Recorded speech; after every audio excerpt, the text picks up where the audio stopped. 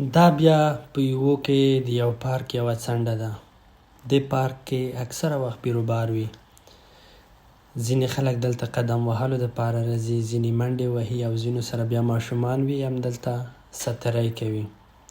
لږ اخواته فوټبال میدان هم شته دی، ځینې بیا فوټبال دپاره راځي. خو اوس فعلا دلته رخصتیانې دي په چین کې.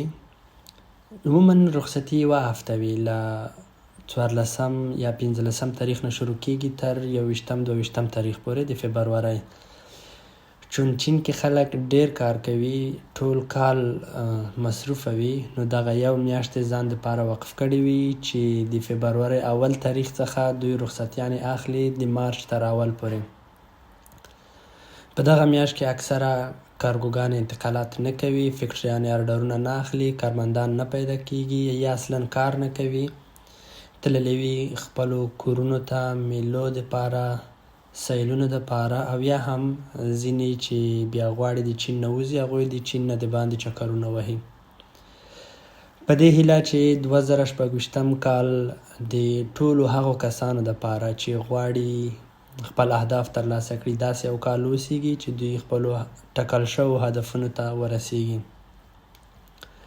موږ به هم منتظر شو تر څو د مارچ اول تاریخ راشي او ټول هغه آرډرونه چې له موږ څخه ملګرو اخیستي دي، هغه که د بوټانو په اړه دي، د څپلیو په اړه دي او یا هم د څپلکو په اړه، وکولی شو د مارچ په اول تاریخ باندې کار شروع کړو او هر څومره زر چې کېږي دغه آرډرونه د دوی دپاره تکمیل کړو.